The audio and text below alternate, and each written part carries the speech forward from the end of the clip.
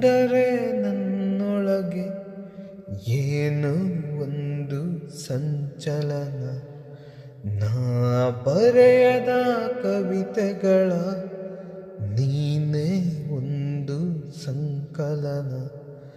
ಓ ಜೀವವೇ ಹೇಳಿಬಿಡು, ನಿನಗೂ ಕೂಡ ಹೀಗೆನಾ? ತಂದೆನು ಪಿಸು ಮಾತು ಜೇಬಲ್ಲಿ, ಕಂಡೆನು ಹಸಿ ಮಿಂಚು ಕಣ್ಣಲ್ಲಿ, ಬಂದೆನು ತುಸು ದೂರ ಜೊತೆಯಲ್ಲಿ, ಮರೆತು ಮೈಮನ.